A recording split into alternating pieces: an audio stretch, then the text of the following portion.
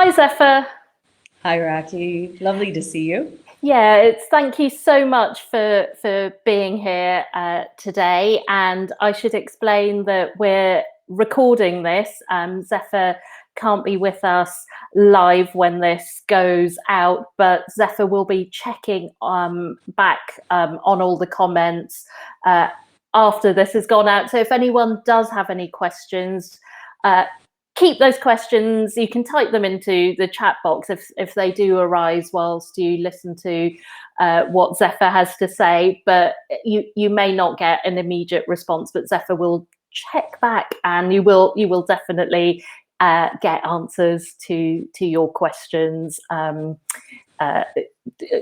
shortly afterwards. But thank you for making the time to be with us now. And in fact, our theme for this retreat is be here now. So I'm just going to really ask you what that means for you, Zephye. I think you find yourself maybe not where you expected to be during this period of time, but I think you're having to really you're living being here now, aren't you? At the moment, One day at a time. Yeah, no, I was planning on doing a retreat in Morocco at this venue, Azran, where I normally host my retreats, and I brought my family out to just have a long weekend before. And the day after we arrived, Morocco shut its borders, and so we had no way of getting back home. And it's now been like, I think, just over 50 days we've been here. So where we are right now is in a safe place, a beautiful place, but it doesn't come without, very human challenges and difficulties. So, we're taking it one day at a time and finding ways of just waking up to our own fears, projections, our feelings that arise, because, week by week things change and stuff comes up, and it's our ability to really communicate with each other, communicate with ourselves, to feel heard, seen, and to ultimately try to find acceptance for where we are, acceptance for my own feelings. My kids have their own feelings, my husband has his own feelings, and make wiser actions in the way in which we move forward. But in the moment, to be here now is to really kind of tap into the physical, the energetic, the mental, and awaken to kind of the wisdom body of that intuitive knowing how to make better choices, to align to my deepest heart's kind of intention, what matters to me most, what I care about. Because I find that feelings, negative, undesirable feelings, are very strong, and they like to project, the acronym of fear, future events appearing real.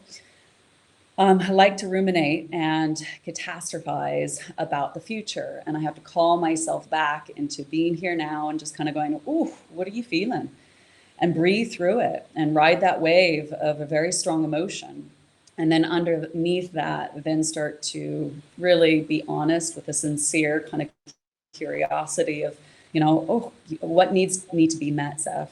How can I choose the practices to meet my needs? And also, what choices can I do in the next few moments to actually serve me and my family? So I think being here now is a great opportunity. It's the first step. As I said in the last retreat, there's certain stages of practicing embodiment of yoga, of this intimate relationship between physical, energetic, breath, mental, spiritual. Is first we all need to self-awake, to become aware of what is arising at any given point. And through that understanding and that sense of knowledge of kind of what's going on, we can accept ourselves just as we are, and accept our lives just as it is, and then we get to practice it again. So there's this kind of step-by-step process that we'll always be taking.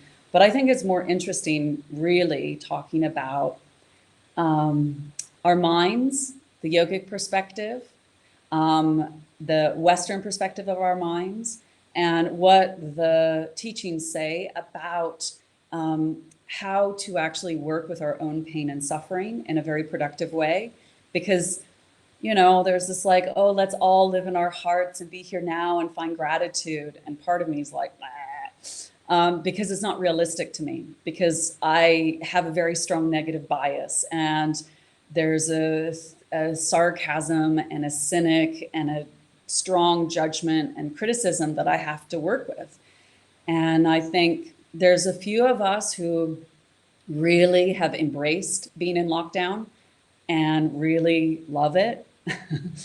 And there's a majority of us that we are starting to climb out of our own skin. We're facing a huge amount of our shadow side. We are really grappling with our mental health issues because of lack of physical contact and the way in which we normally kind of conducted our lives to distract ourselves from actually being here now. It's like, I love to go to work, and I need to go to the pub, and I need to go to yoga class, and I'm going to go to this retreat, and I'm going to go traveling here, and I'm going to do this, and it's a lot of human doing. And a lot of people just haven't really invested in human being. And there's quite a few practices that, you know, people have challenged themselves in doing, like Vipassana practices, 10-day retreat with no contact, no eye contact, no reading, no phones, nothing to distract you except sitting hours on end, maybe a little walk, no yoga, nothing, but just sitting with the four corners of your own mind. And it's really challenging. And I think that's what's happening to a lot of us, being in our four corners of our home, sometimes alone, and sometimes with family members who definitely trigger us into strong reactions where we don't feel comfortable in our own skin to be able to manage these waves of emotions. And we tend to just lash out because we're having feelings and pass on the suffering and pain to other people because of the way we're feeling. So to be here now is really about looking at our own stuff, our unmanageability in our lives, and trying to do something different than we normally do as we surrender to these practices and inquire deeper inwards to what's going on, to be able to share it with ourselves, to Ishvara Pranadhana, that surrendering to the Godhead of your understanding, but also to connect to someone who's not going to try to fix you or solve your problems, but who can relate and kind of go, oh, I see you. God, that's really hard right now. Oh, you must be really struggling. And it's that way of friendship, a way of supporting each other and holding space to allow you to just have some feelings. And through sharing the feelings, we kind of can objectify what's kind of going on and then use the teachings to kind of create a pathway in these maps that hopefully I'll share, that you can actually work with and put into practice on your mat and off your mat. So my passion as a yoga teacher is really about applied philosophy and psychology in practice. And fortunately, Movement for Modern Life invited me to do a 30-day transformational series based on these kind of ideas and putting them into practice. And so I hope to share more in the future when I get back to London and we can be in a studio space to continue this conversation. But I feel it might be just a really helpful way of just talking about kind of our mind and how to actually use these concepts to go forward. Does that sound okay? It sounds great. And in fact, I was just thinking as you were talking that it is our mind at the moment, isn't it? That really is forming the kind of prison of the four walls. It's not so much that we've been told to stay where we are, but we're making it worse for ourselves by, as you were saying, sort of thinking about future events or what may or may not happen, and we really don't know, do we? So, Yeah. Yeah, I would love to hear more about Yeah. the mind and in fact what you outlined in terms of using the mind to help navigate through Mm. the situation. And like you were saying, really, it is our mind. And what we find in our practice on and off our mat is that we have a strong negative bias, that there's judgment, criticism, there's resistance, and then there's an attachment to core false beliefs. So we can kind of create our own pain and suffering a lot more when we start to listen to the commentary and storytelling. And so maybe by dissecting what Patanjali and the Yoga Sutras kind of mapped out is the mind, and then I'll give you more of the Western perspective of the mind, and then kind of hopefully tie it in a bow for you guys. So Patanjali mapped out the mind as that we have these indriyas, these senses. So we can see, hear, smell, taste, feel, and the sense organs actually gather information and draw it in. And the immediate mind that receives the sense perception is called the manas, and it's the lower mind. It's this kind of computer screen of the brain that works unconsciously in a way where it loves routines and habits. And when certain, you can liken it to your laptop screen. So certain files will be open. And so you didn't have to think about how to put your jumper on, whether it's your right arm or your left arm. You didn't have to think about grabbing your toothbrush, putting the toothpaste, and which side of the mouth you're going to brush first. So the manas is a lot to do with just the sense of reacting mind. It just reacts in an unconscious way because we've done these habits and routines for so long that they've been formed. So the idea that neurons that fire together, wire together.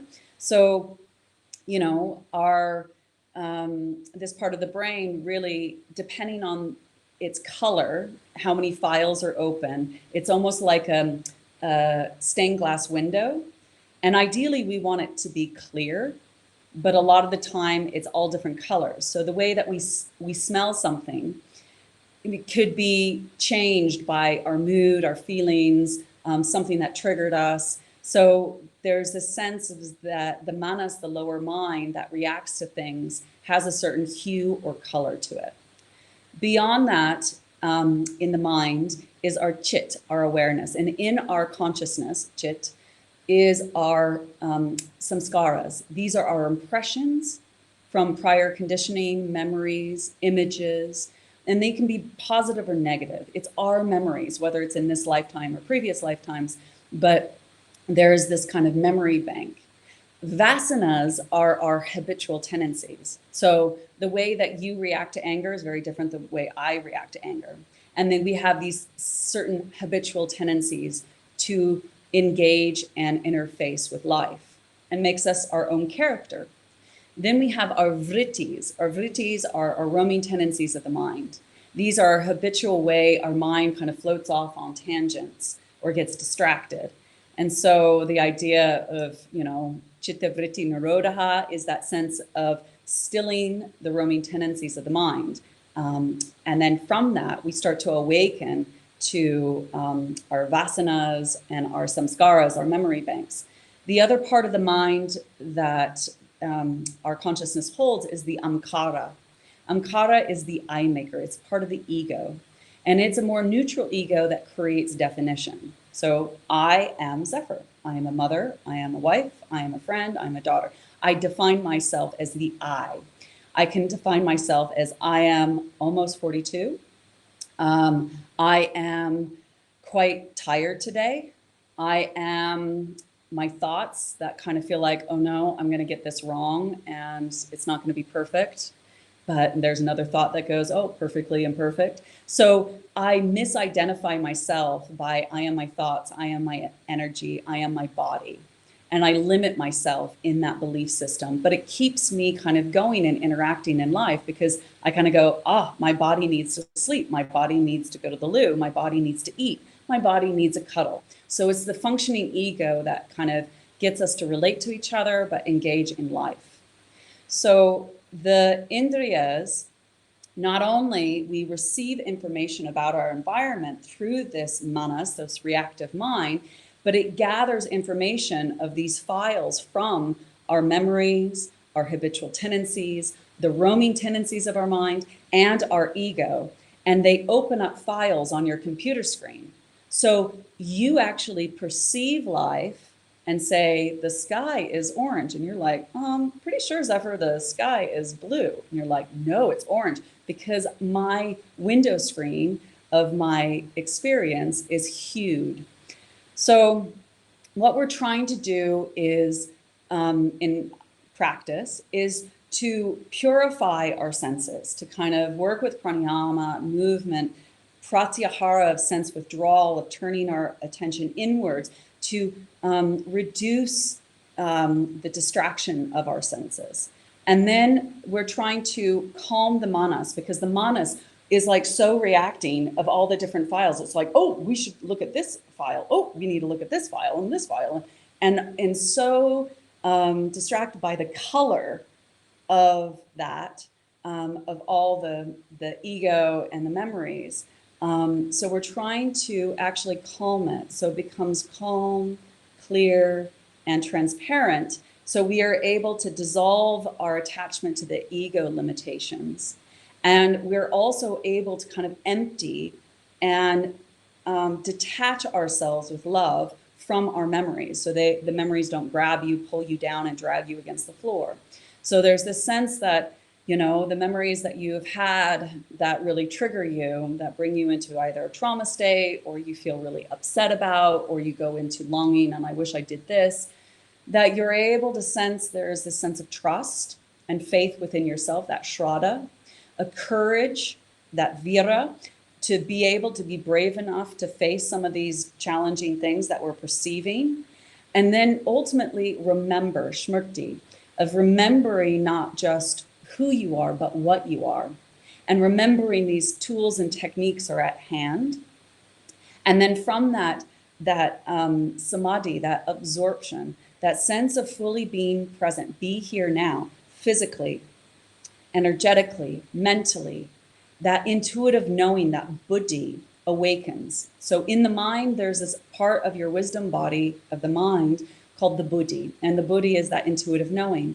It rules discernment, discriminative awareness from right and wrong, real and unreal, true and untrue, virtuous and virtuous. So what we're trying to do is heighten our relationship with buddhi, clearing out the ego and our memory bank, calming the kind of vrittis, the habitual tendencies, and the distractions.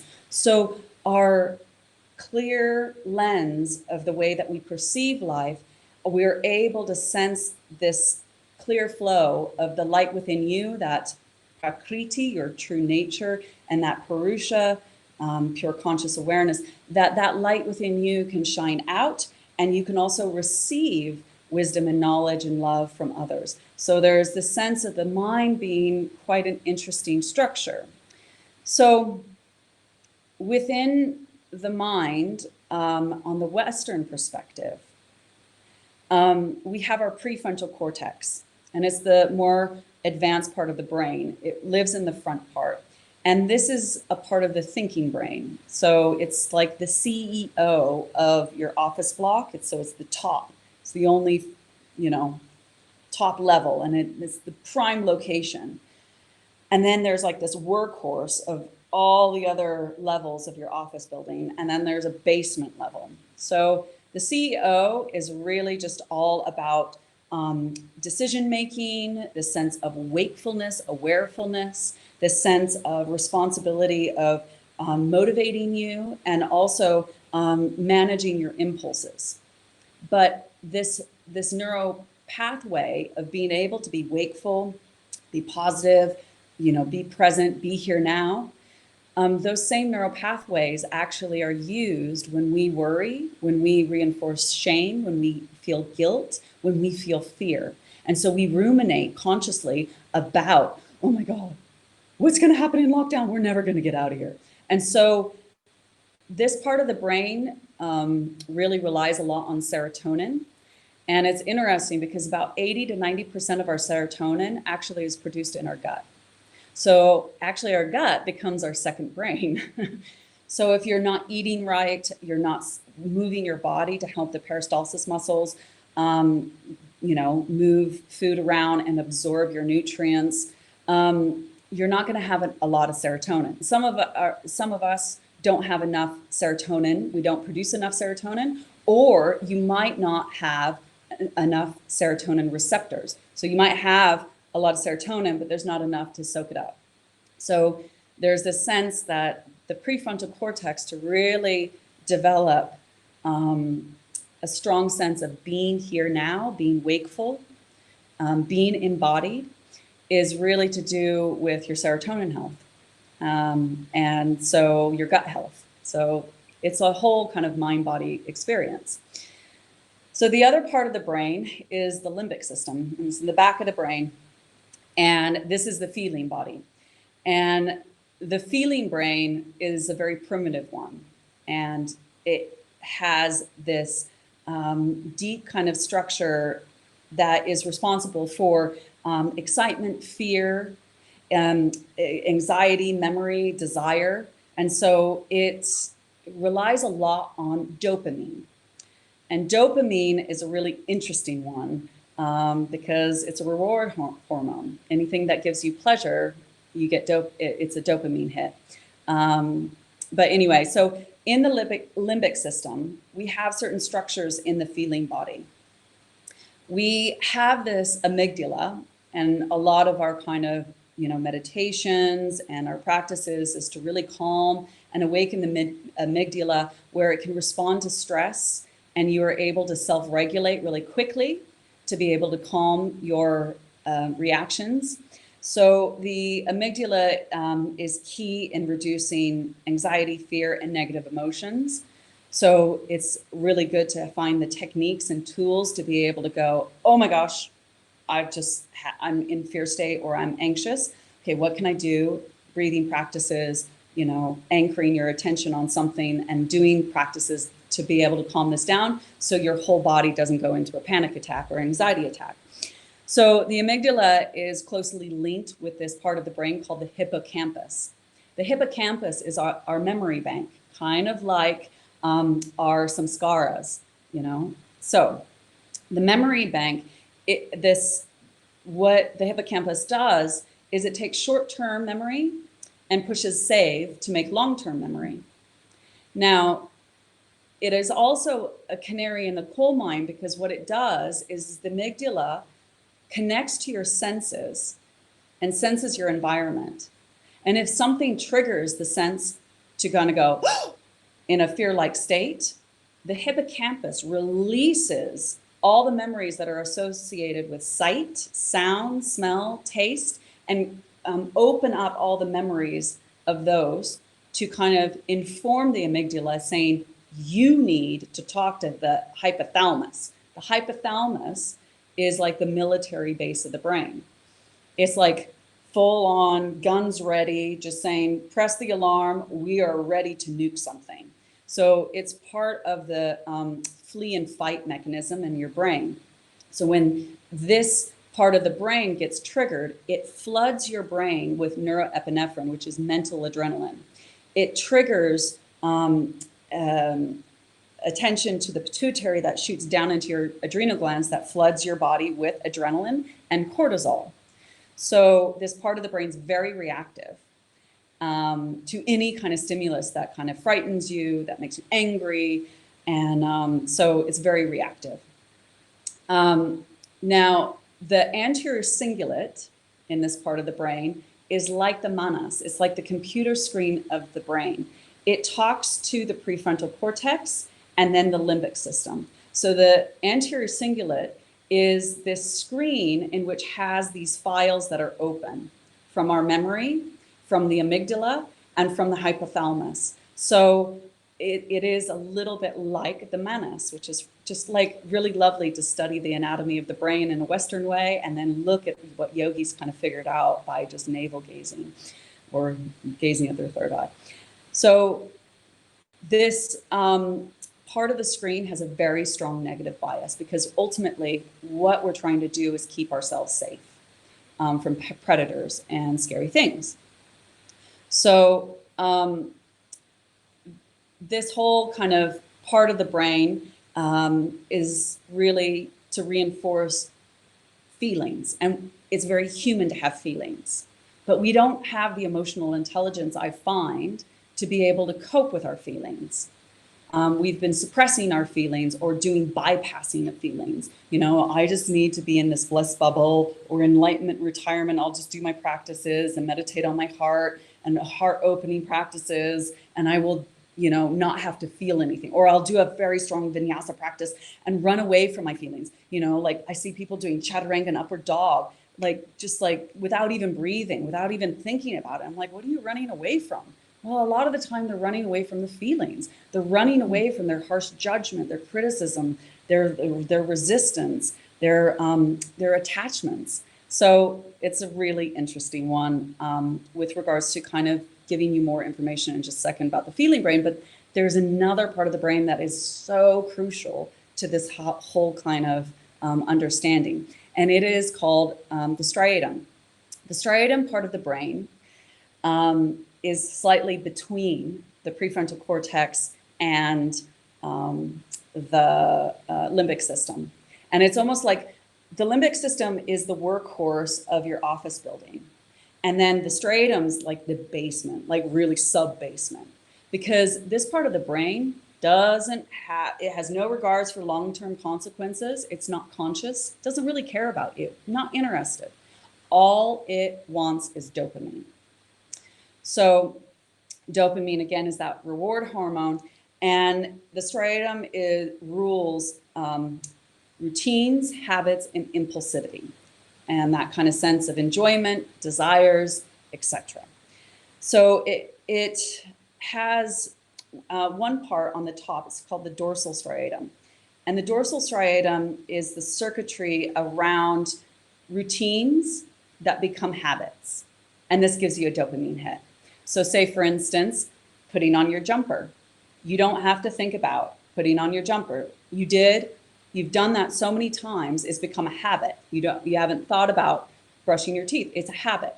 Every time you do a habit, you get a dopamine hit, you know? So it's like, great. So this part of the brain wires really strongly. And it's almost likened to if you learned how to ride a bike when you were a kid, and then you didn't ride a bike for 20 years. You get on a bike, and within 10 to 15 minutes, you remember how to ride a bike. So in this part of the brain, you cannot break habits. You cannot sever them. You can weaken them, but you cannot break them. So once you have established a routine that becomes a habit, you cannot break it, but you can weaken it. So that's very important to know. The other part of the brain called the nucleus accumbens, which is the bottom part of the striatum, is to do with impulsivity. It is the partier of the brain. It wants to rave, it wants impulsivity. And so it's like, where can we get dopamine? Hence why, like, if you went to a yoga practice and you're like, oh my God, that practice really triggered me and I'm having some emotions. And you're walking out of the studio and you pass the shop and you're like, oh, I'm going to go into that shop, dopamine hit. And so you look around and you buy something and you're like, oh, new yoga bag, love it. So you're like, no, and you walk out. Next time you go to a yoga class, you get triggered. You come out of here, your routine part of your brain all of a sudden goes, ooh, we could go to the shop next door. I remember that actually made me feel happy. So you're like, yeah, let's go in there. This time, let's buy a whole outfit. And that gives you more dopamine. So there's this sense that impulsivity is very addictive. And, you know, it's a part of our human nature to be impulsive. And it's very, very addictive. There's another part of the brain in this part. It's called the insula. And the insula is a part that is very linked to the limbic system and the prefrontal cortex too, where when you get upset, you feel it. And when you are happy, you feel it. So when you are in love with your new partner and you're like, oh my God, they make me feel so amazing. And you get warm and fuzzy and you think of all the lovely things that they do and how they express it and all the funny little quirks. And you're just like, oh, I'm so in love with them. And then they piss you off. And all of a sudden, all the floodgates of memories open up and you're like, oh my gosh. And those quirks make me really annoyed. And, oh, you said this when I did this. And your whole body feels it. All your aches and pains come back, your back problems, your shoulder issue, your gut gets tight, you feel sick, you have a headache. And all of a sudden, this part of the brain, when you're upset, makes you feel unwell. And I guess it's nature's way, maybe, of kind of like saying, go hide in the cave and self-care, take care of yourself, sleep, eat well, blah, blah, blah. But it's an interesting one because it's linked with the striatum, because it's like, I feel really upset. They made me feel upset. So I think we should go and, go shopping. And I need more things to make myself feel better. So the reason why I wanted to share this with people is really to start to give you a map in being able to understand your brain and understand why you're having a hard time right now. So I'm going to tell you a little story to put it into context, and I'm going to use an alcoholic because it's such an extreme kind of situation, but we all have been affected by someone who is an alcoholic, or we've been affected as ourselves as an alcoholic, being addicted to something really extreme. And actually the effects of that harming. So imagine there's this guy and he's an alcoholic and he's been in recovery, a 12-step fellowship, and he's in a relationship and they're going to get married and they love each other and they have a little happy home and he's gotten his life back together and he sees like, oh, this is so great. My life is on the up. All of a sudden, he gets triggered, looks at some texts or emails that makes him feel so insecure. He gets in a row with his partner and she's like, I'm not having an affair. And all of a sudden, all his core belief issues come surfacing up. That hippocampus opens up all these memories of, prior affairs and, family drama. And the amygdala goes, oh my God, I'm stressed and I'm not, this is not okay, and I'm angry, and the hypothalamus goes, sound the alarms, and all of a sudden the brain fills with adrenaline, the body's filled with adrenaline and cortisol, stress hormones, and it's just reaction. And all of your senses are just triggered through the lens of this kaleidoscope of fear, anger, and just rage. So he unconsciously opens the door, goes out of the house, walking down. Oh, I'm so angry. And he's just like ruminating and he's rethinking about everything and picking apart the conversation. And all of a sudden he lifts his head up and he's unconsciously walked to the bar. The door's open and he can hear people laughing and hear and smell that certain smell that bars have and clinks of the glasses. All the senses open up. And all of a sudden, the nucleus accumbens goes, oh my God, we haven't had a drink for a while. We should go have a drink. And the dorsal striatum goes, oh yeah, when we get emotional, we go to the bar and drink. This is a routine that's formed a habit. And the prefrontal cortex goes, no, we're trying to stay sober. No. Don't you remember? Try to get those memories of what it was like before we got clean. Oh my God. And all of a sudden they're like 2 out of 3 parts of your brain. And the 2 don't care about any consequences to your choices in life. It just wants dopamine. Guess who is going to win if those neurons are hardened into wiring together? So the prefrontal cortex has to do a huge job to really drop into the here and now. Be present. Talk to yourself. No. We're sober. We belong to a 12-step fellowship. No, these are our feelings. We should call a sponsor. We should go to a meeting. And so this part of the brain is going to consciously try to talk the feeling part down. And the impulsivity and habit part is going to kick up so much to try to kind of go, but you know, we can just have one drink. We're not one of those alcoholics anymore. So the sense that what I said is that you can't break a habit, but you can weaken it. And you can only weaken it as if the new habit is either equal or greater than your resistance. So that idea that if he has spent a lot of time going to these meetings, feeling seen, heard, and hugged, having a warm cup of tea and maybe a biscuit, because sugar is quite highly addictive. And so it's just that association. If he spent a lot of time reinforcing that lifestyle choice, it will weaken the impulsive habit to go into the bar to deal with your feelings. So this is all about working with the kleshas. And the kleshas come from the Yoga Sutras.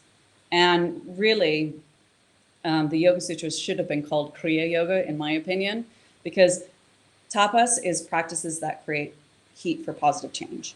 The sense of being here in your prefrontal cortex, awake, clear vision to be able to kind of sense where we need to go from that place of buddhi, that intuitive knowing, and to understand yourself, to be able to pull yourself away from your memories, pull your weight away from your feelings and the way that you misidentify with them, to be able to see them and go, oh, we're having a hard time. Okay, Zeph, how should we take care of ourselves? What do we know that takes care of ourselves? And this way in which then we kind of are able to accept ourselves and life as it is, to be able to practice Ishvara Pranadhana, that surrendering to the Godhead of our understanding.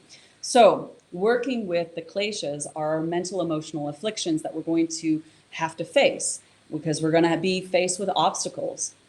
So avidya is not being able to see. It's this sense of misapprehension. It's this ignorance of not being able to perceive life with clear vision.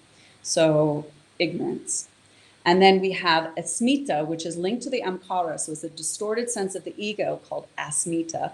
And it's the egotism. It's the egotism to think that you're more or less than who you actually are or what you are.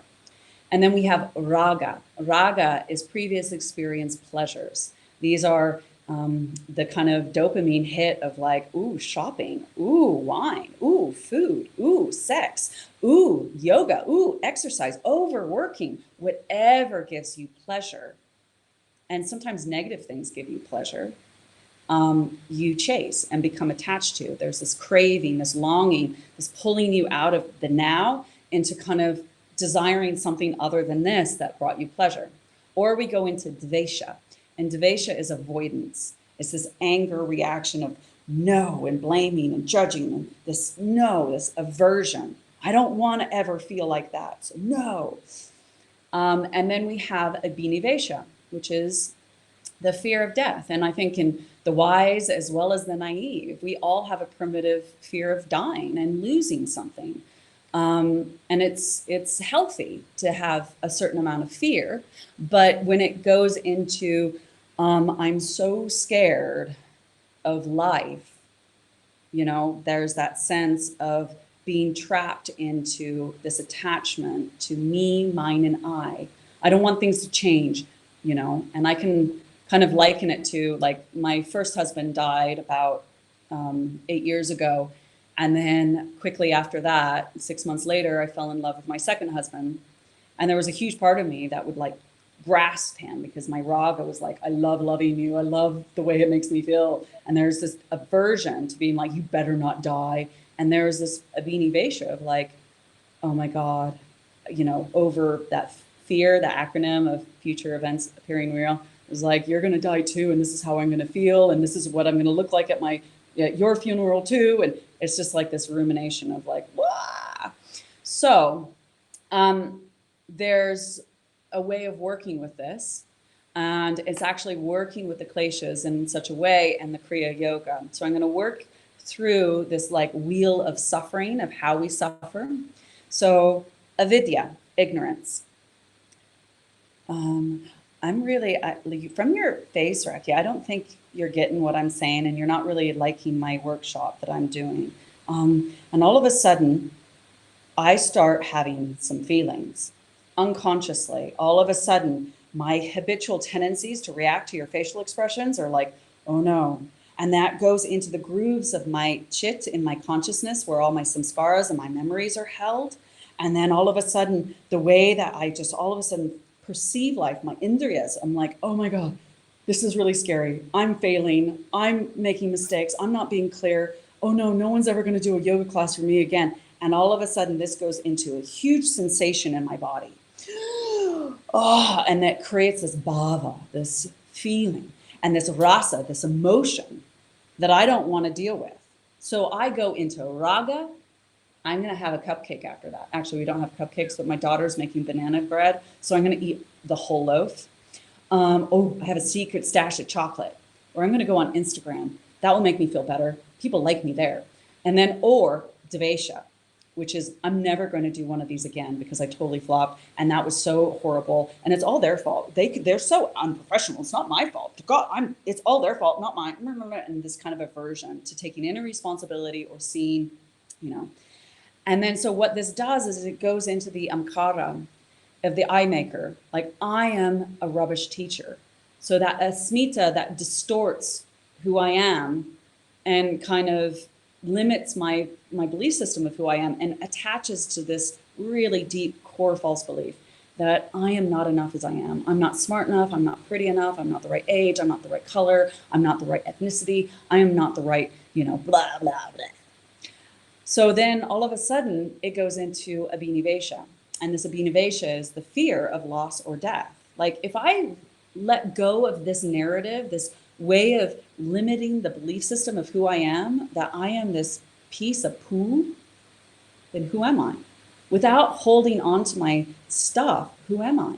And that scares the bejesus out of me. If I let go that I am not enough, if I let go of that gives me pleasure, then who am I? So I go back into the cycle of vidya, and I go back into this kind of wheel of suffering, and I go into this downward spiral. So what the Sutras has suggested is that when we start feeling, we slice and pause, be here now, and wake up to what is happening in your Annamaya Kosha, the physical body, Pranamaya Kosha, the energetic body, Manomaya Kosha, the mental body, and awaken to the wisdom body, the Vijnanamaya Kosha. So this idea of like, okay, I see that I am like clenching, holding tension. I can see energetically, I am so stimulated and overactive. I can also see that my breath is being held in my upper lungs and I'm hyperventilating a little bit. And then I can see, oh, these are the feelings that I'm going. So this is tapas. Tapas is pausing, delaying gratification of reaching for raga or dvesha, and actually sitting with the heat, physically, energetically, and mentally. Sitting with it and being in the prefrontal cortex of your brain to kind of, or the buddhi, and going, I see this going on. Wow, Zeph, you're having a hard time. So this sense of then establishing a relationship with svadhyaya, which is self-understanding, self-knowledge. Oh, it's because when I was a kid, I was publicly humiliated and stood in front of a class, and the teacher and the students laughed at me when I did a presentation. And then I went home, and then my dad shamed me. So all those memories got really reinforced. And that's an old memory that I'm transferring it onto this experience. Oh, I see. Okay, Ishvara Pranadhana. Okay, I need to hand this over. I can't do this by myself. How can I hand this over right now? How can I work with this wave of emotion that is more productive and actually calm my system, my mind, my body, my energy body, into being able to see clearly? So I wanted to give us a practice in working with the waves of emotions, and then work with a Buddhist phrases to be able to kind of really feel the connection. So I will welcome people to actually lie down and close your eyes, because I like doing this meditation lying down as if you're floating on a sea of serenity, and then working with these kind of rhythmical waves of emotions. But if you find lying down too provocative, you're more than welcome to sit up. So it's really up to you. So if I can have everybody just lie down or sit, and whether you are able to close your eyes or just softly gaze at one point, and just allowing yourself to just settle into a form. Allowing awareness to descend into your body. And a feeling the clothes touching your skin, the air touching your bare skin, and attuning to your physical shape. And now sense the body breathing. As you slow down and connect to the rolling rhythm of the body breathing, sense a gentle rocking as if a boat at sea.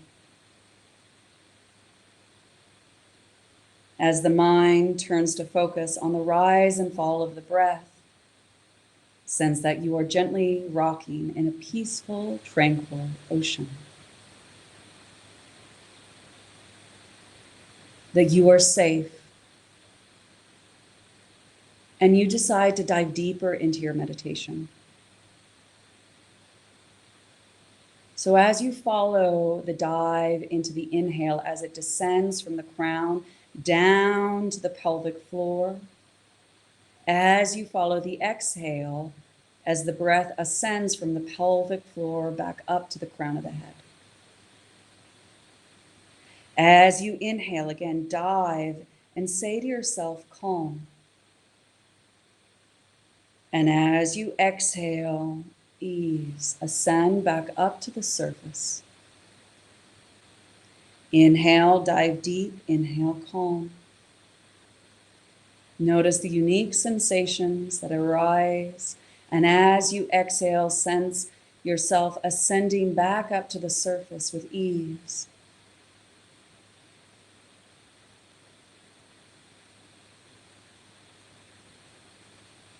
Following the movement pattern of the breath, and then feeling the body very receptive, wakeful.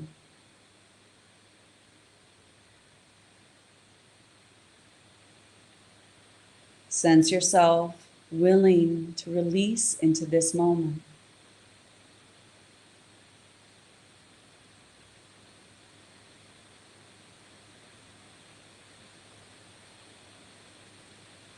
And as you establish a sense of trust,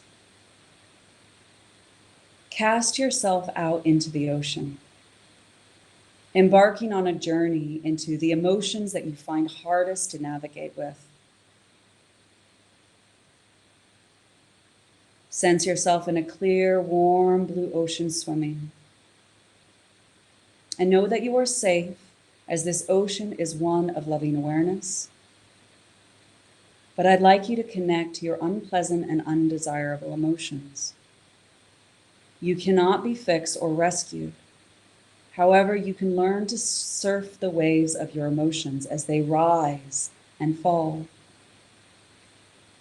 So as you open your unique wounds of loss, of sadness, of fear, maybe something that you're unmanaging right now, see the swell of your emotion like a big wave in the distance, heading towards you. This wave is filled with your anger, feelings of injustice, your deep sadness, a longing, your guilt, your resentment, your rage, and your loneliness. You may feel overwhelmed, fearing that you're going to be drowned by these feelings that are heading towards you. But know that you are safe. You know how to breathe through each of these swells of feelings. So the first set of waves that approach you are of waves of fear. Bring the feelings of fear into the surface of your senses. Feel the sensations that are arising when you think of what brings you fear. And start your inhale as you dive into the first wave of fear. As you feel the next wave of anxiety come up towards you, breathe in and dive into the feelings of anxiety. And as you exhale, swim through the other side. Now bring to mind that wave of uncertainty, all the sensations and feelings of that. Dive into that wave, breathe in deeply. And as you exhale, come out the other side.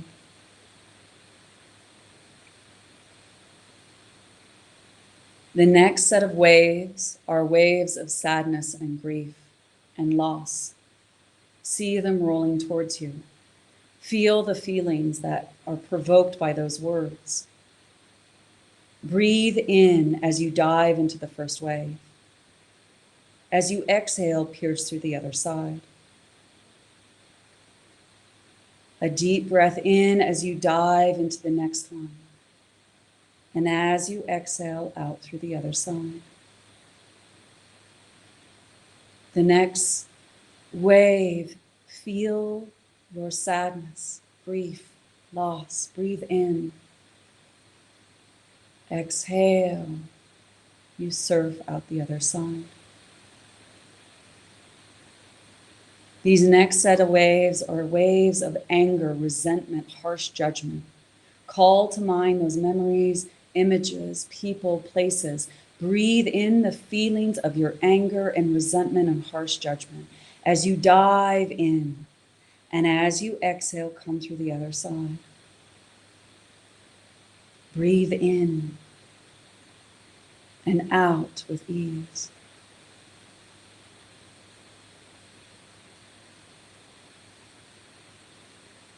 Feel and sense the many different waves of emotions linked to your unpleasant feelings. Sense the deeper you breathe, the braver you feel.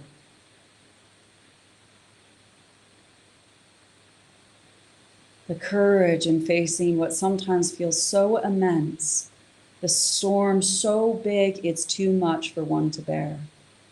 Breathe. Breathe your way into each swell.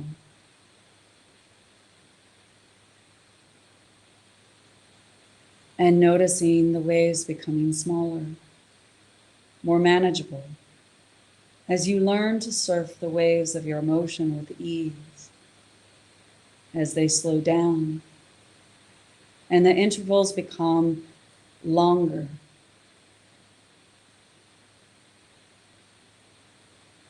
Feel there is a sense of ease as each new wave approaches smaller. And sense a calming of the waves, a slowing down as you find yourself on the surface floating in loving awareness. Feel the residue of skillfully surfing your waves of unpleasant emotions, bathing in a sea of serenity, calmness, and ease, the freely floating of letting go and letting be, carried by love, and a deep sense of faith.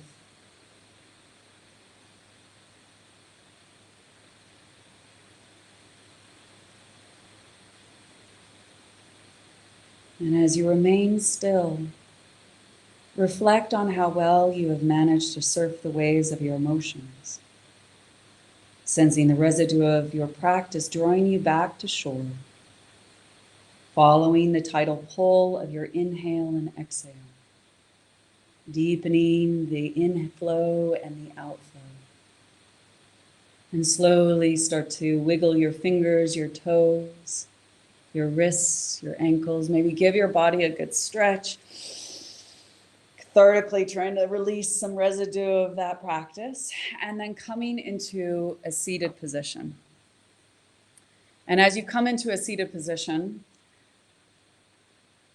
sitting cross-legged or in a chair, and just have your palms to face up.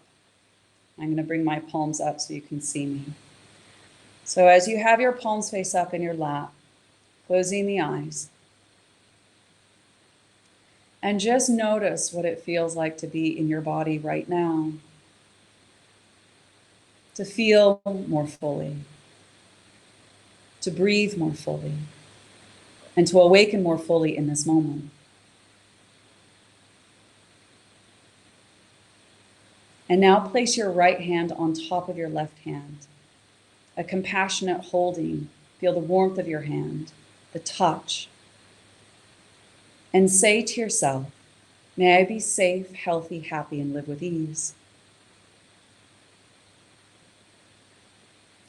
And then placing your right hand back onto your knee. And now take your left hand and hold your right hand. And say to yourself, may my body be strong and vital. Feel the meaning of those words soak in deeply.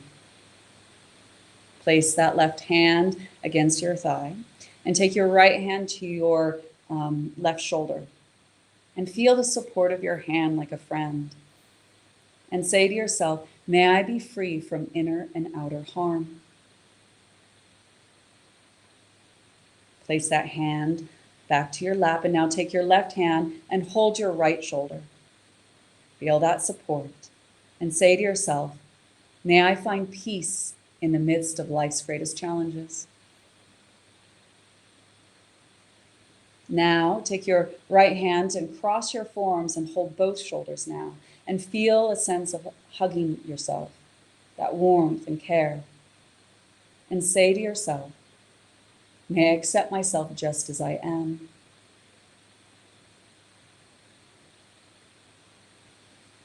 Slide your hands and overlap your hands against your breastbone. And say to yourself, may I know the natural joy of being alive. Slide your hands on your tummy and feel the warmth of your hands, the steadiness and courage within you, that quiet confidence. And say to yourself, may I know the truth of who and what I am. Place one hand to your breastbone and one hand to your head. And say to yourself, may my heart and mind awake. Place your hands into your lap and now reach your arms out wide, reaching your arms all the way up, and say to yourself, may I be filled with loving kindness. Bring your hands down the center and feel those words wash through you. And say to yourself, may I be touched by loving kindness. Sweep your arms up and around, breathe the meaning of those words in, and as you exhale, feel yourself bathing in those intentions. May I be held in loving kindness.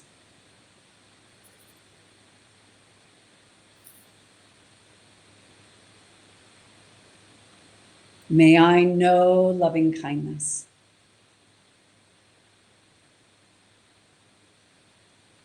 Place your fingertips upon your breastbone. And as you open now your arms, breathe in and say to yourself, may I offer loving kindness.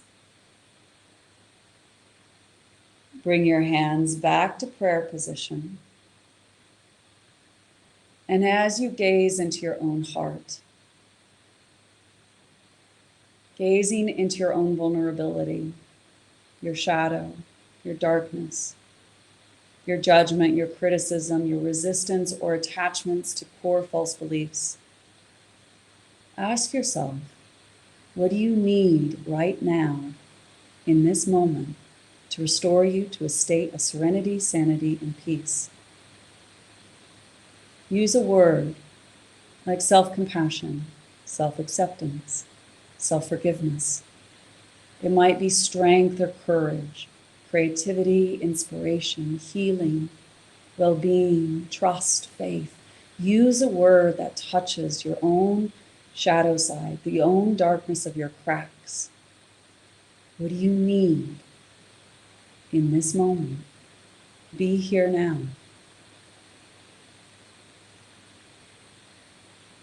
And as you breathe in that word, the image, or that feeling, mentally say as you exhale, be with me. So breathe it in and sense it physically penetrating. and whisper, be with me. Breathe in and feel your energy body express your prayer of intention. Breathe it in and say, be with me. Bring your attention to the mind and see the word, see the image. Breathe it in. Say, be with me.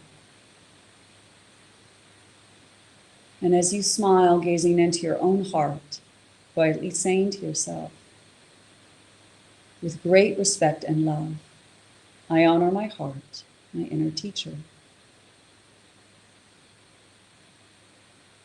And as you humbly bow your head, honoring all the teachers that come before you, whatever form they may take, your undesirable, unpleasant emotions, challenges, situations, people, places, and things, they all become teachers. And sense a quieter mind, an open heart, and a strong vital body. Slowly open your eyes and softly gaze, absorbing the residue of that practice. And as you take that quality of awareness and feeling with you, I want to say thank you so very much for practicing with me. And just to say is that this is why we practice. It's not to be in the bliss body or enlightenment retirement. It's to really interface what is between you and feeling free right now. What is between you and being in love right now? What is between you and being awake right now? That whatever is between you is your teacher. And that becomes your work, your practice, tapas, to understand what it's mirroring back and getting you more tools and ways of practicing to wake up, understand, and let go into the powers that be. So hopefully some of those tools, some of those concepts and maps might give you a better understanding of the terrain that you're going to have to go through, but it's really our own individual journey inwards. But it's also really nice to have other people supporting to be able to offer different tools and techniques for us to be able to journey down this road more effectively. So I just want to say a huge thank you for letting me chat for so long. And thank you so much for listening. And yeah. That was really lovely. Thank you, Zephye. I've just got a couple of quick questions that people might have. So firstly, that was such a lovely, powerful, and yet gentle practice. You sort of mentioned that was really helpful, particularly when kind of habitual things come up that may not be so helpful to leading a really fulfilling life. In terms of when people practice that, would you suggest that people take that on as a practice, as a regular practice, or would you think of it more to almost disrupt these challenging tendencies or unhelpful tendencies, or could people do it at any time? Yeah, well, delaying gratification is a really good way to practice. So say, for instance, when you release out of lockdown and you have to go to the dentist because we haven't been seeing dentists for a while, and you sit in the dentist chair and all of a sudden someone in the dentist chair in the other room starts to scream, all of a sudden you're going to react because all your brain just all of a sudden goes, ah! Instead of reaching for your phone to do Instagram or reaching for a magazine, sit there and practice and work with the breath. Go, okay, first swell, fear, resentment, I didn't brush my teeth enough, or, like whatever comes up. And you start this dialogue. You start to create this sense of the prefrontal cortex kind of starting to name what is going on and go, okay, what are we feeling physically? What's going on? Where are we holding our tension? Energetically, where is our feeling? Is it in our gut? Is it in our chest? Is it our throat? Is it in our head? Where is it? And then that sense of kind of what is the commentary? Like, I'm not going to be okay. I'm not safe. Da la la. And in that way of working with the breath is the quickest way we can actually regulate all of our systems quite effectively. It's probably the most therapeutic tool we have, working with the kind of flee and fight mechanism. So that sense of the surge of the inhale, big deep inhale, and sometimes a slight pause and an extra long exhale. So 1 to 2 breathing really helps. And then that sense of kind of being able to acknowledge your feelings, but then kind of go, okay, what do I need to restore me to a state of serenity, sanity, and peace? And the Buddhist slogans kind of like, they're like bumper stickers where you bump up against them and they stick on you. So sometimes if you like, may my heart and mind awake, you know, or, you know, maybe, may I be free, you know, may I accept myself just as I am. Just those little slogans, you know, come up. And, you know, we've all been kind of going one day at a time, one day at a time, to kind of anchor you and to kind of pull you out of the kind of tendency to go down the rabbit hole of that downward spiral of suffering. So that first step is self-awareness, wake up. And then second step is self-understanding, gaining more self-knowledge and going, oh, I've been here before, I know what it is. I know what to do. So then you start to accept yourself. So that's the third stage. The fourth stage is self-discipline, is to practice it. Inhale and exhale, inhale and exhale. And what practice do I need to do now as I move forward in my life? What choice is leading me closer to spirit than farther away? Which choice is leading me towards my deepest heart's desire or intention? And it's really good to practice every day to wake up and kind of go, okay, what is my intention today? You know, today I need a little bit more self-compassion. Today I need to be kinder to myself. Today I need some strength. I need some courage. Today I need some inspiration. And so those little words, language is brilliant because there's meaning and feeling and memories. And it's this way that the hippocampus goes, oh, I remember what inspiration feels like. And the amygdala goes, oh, yes. And the hypothalamus is like, oh, we're not pushing the red button today? Okay, well, I'll be here if you need me.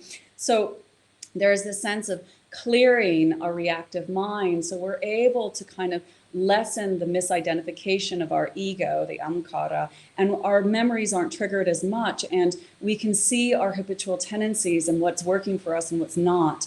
And we can have this kind of more focused experience of, you know, physically being steady, energetically being steady, and mentally being steady. And this is, again,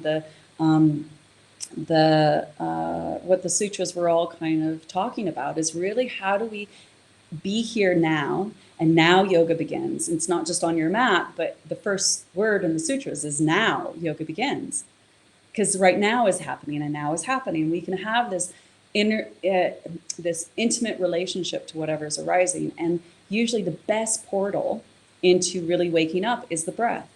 What does it feel like? How am I breathing? Okay, I'm here. Okay, I'm landed.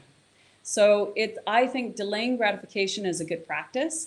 Like you want to go to the kitchen and open the fridge, stand there and go, oh, what feelings am I having right now? Or you want to pick up your phone and look at Instagram because you're bored, delay that gratification and work with that.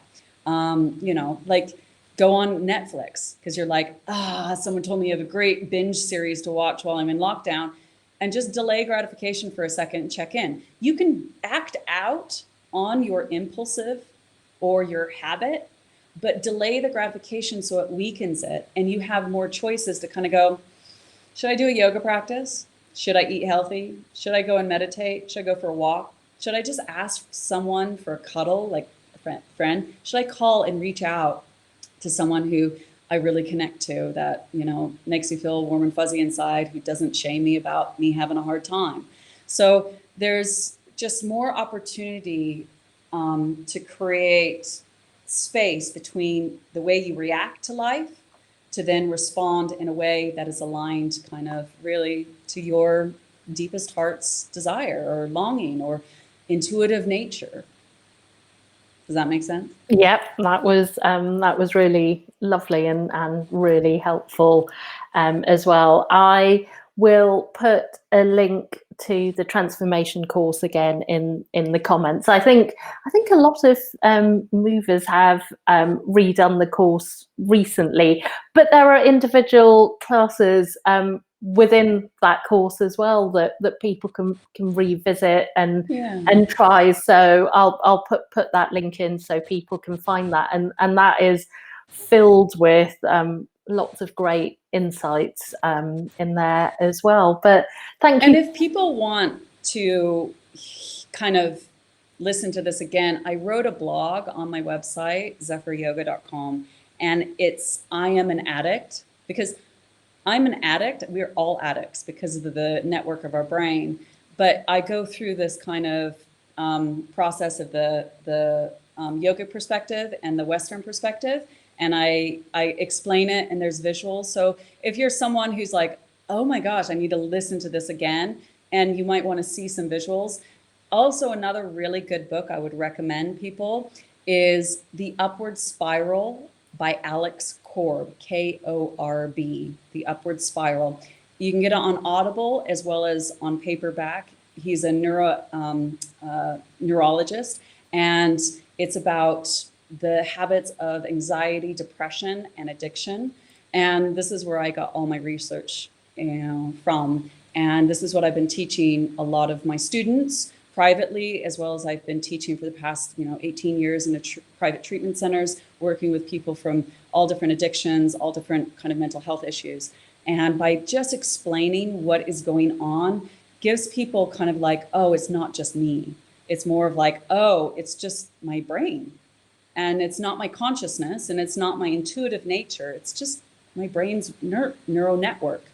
And so it kind of gives that bit of breathing room for someone who really struggles with kind of doing the same thing over and over again, expecting different results, the definition of insanity. So yeah, I'd recommend those kind of things to read if you want to kind of look up some more stuff around it. And I'll pop those in the comments as well, and then it's easier for people to find that.